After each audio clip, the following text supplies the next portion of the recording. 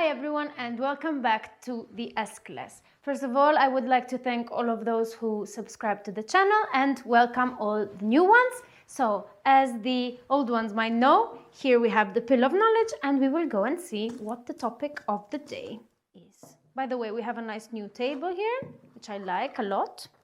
Cosmetic certifications.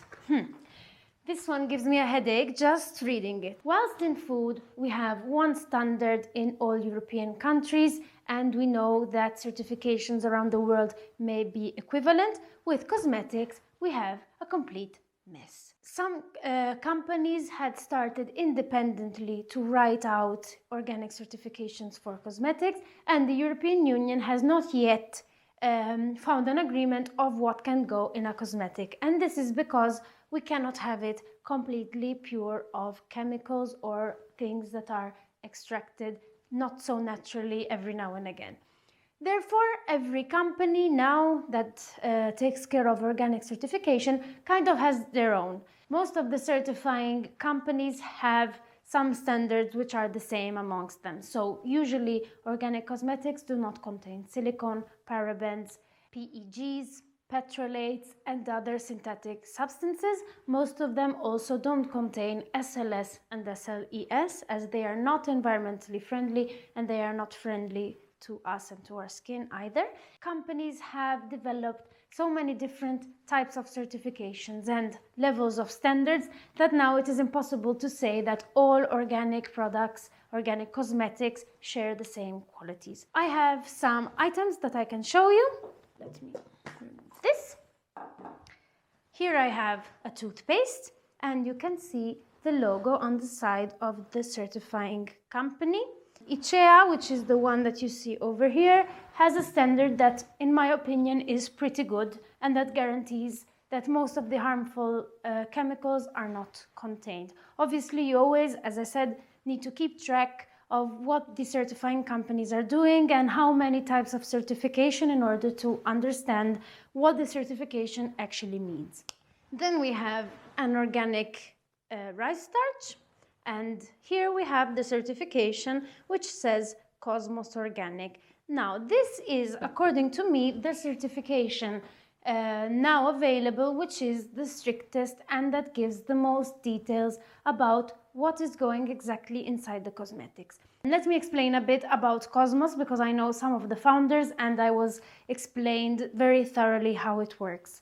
This standard was founded by 4 of the main international certifying companies in Europe, which are ICEA from Italy, BDIH from Germany, Soil Association in the UK, and EcoCert in France. They got together and they defined a very strict, according to me, standard by which not only do they allow some molecules and not some others, but they go into the process of production of the single molecules, and they also provide a list of those who are the suppliers which can provide the ingredients produced in a sustainable way. Therefore, according to me, it is a certification which provides the most information, and at the moment it is the one that represents, so to speak, a European standard, if this can be said. As I said, it's not something approved by the EU, so it's not the European Union which got together, but it's these private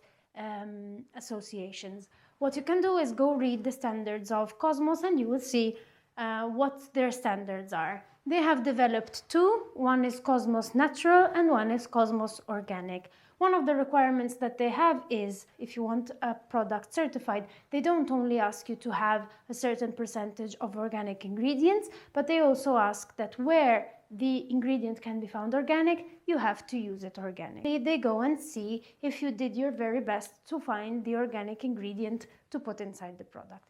As I said, there is Cosmos Natural, which is for those products that cannot comply to the standards of the organic. I have one product which is certified Cosmos Natural. So the logo is the same. It just changes and it specifies whether it is part of the organic or natural certification. Also, you will see in the close-up that the certifying company is shown on the logo, so you will know who is certifying it, but you know that if it's certified Cosmos, the standards are the same. It doesn't matter who is certifying the product at that moment. Other claims that we can see on cosmetics are 100% natural. This means that all the ingredients are from natural origin, but this doesn't say much on how they are extracted and produced. Then we have one which is a bit fiddly, so vegan, vegetarian, and cruelty-free. These three are different. So with vegetarian, we are talking about a product which doesn't contain animals. So, for example, some colorings, they come from insects, and if the product is vegetarian, this is not obviously allowed. Vegan means that even animal products are not present. Usually it's milk and honey, which is contained in cosmetics. And then we have cruelty-free. To be certified as cruelty-free, there has to be proof that the company and even the suppliers have not tested the product or the ingredients on animals in the last 5 years. What has been done in the previous years is not counted. There still is an ongoing controversy on this certification because sometimes products which are certified cruelty-free are, for example, exported to China where animal testing is compulsory. So even though I don't test my product in Europe, once I send it to China, I know for sure that it's going to be tested. It really depends on one's own research and one's own ethics, whether to buy from certain companies or not. Now, the question which arises spontaneously is, how do we know with all these certifications what to buy?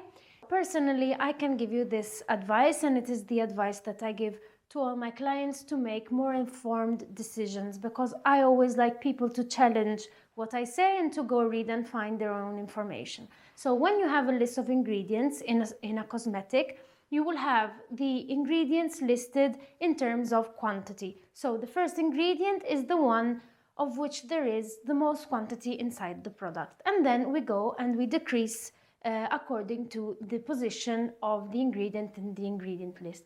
Therefore, if you go on this website, www.biodizionario.it, I'm sorry this is in Italian, but it's quite simple to use, you can actually search all the molecules, or 99.9% of the molecules that are used in cosmetics. And this is thanks to Mr. Fabrizio Zago, who did this work of classifying all of the molecules. We like these crazy people a lot. You can type in the search bar the ingredient, and you can read, first of all, if it's vegan or not. Secondly, if it's good for the environment or not. It has a classification system with 2 green dots, or yellow or red, according to how good or bad the ingredient is, and also the purpose of this ingredient inside the cosmetic. Once you have done this, you can also evaluate whether the fact that maybe one ingredient which comes out in red is still acceptable or not, according to the position in which you find it in the ingredient list. So if there is one red ingredient and it is at the very end of the ingredient list, I personally wouldn't worry too much about it. If there is one red ingredient in the beginning, then probably it is a cosmetic which is not produced on a very good base in all terms.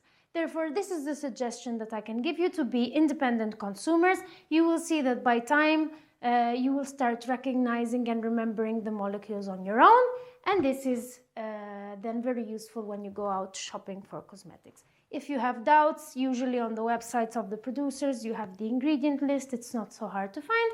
Obviously, if you have any questions, you can always contact me and I will try to share what I know. Thank you very much for watching once again, and see you next time.